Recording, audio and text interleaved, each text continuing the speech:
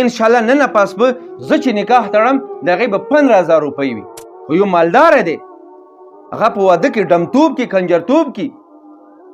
په اجراګانو پیسې ولي ملا ته هم پکار دی چې په نکاح باندې په زرونو نه په لکونو پیسې ورنه واخلي زمونږ ملایان هم ساده دي چې 1500 ور په جیب کې ورکړي بلکې خوشحال شي ملا چې نکاح ته بوځي یا به 1500 روپۍ ورکړي یا به 100 روپۍ ورکړي او دې واده ته چې کوم ډمانډ راولي کومې تماشې په دې کې کوي په هغې باندې لکونه روپۍ خرج کوي دوی خو ملا دپاره دوی ملا ماته دی چې بیا ورته وایي چې د پیسې کمې دي نو بیا به درته وایي ملا صاحب ته څه کې په زیاتو پیسو باندې دا تا دپاره کافي دی په دې کې برکت دی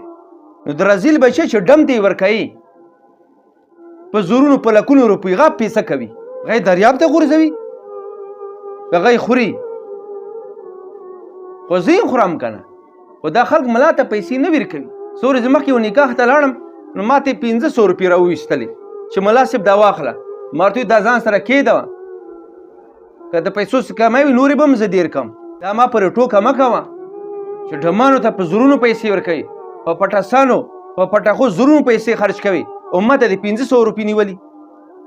ما ورته ویل چې انشاءالله نن پاس به زه چې نکاح تړم د هغې به 15,000 روپۍ وي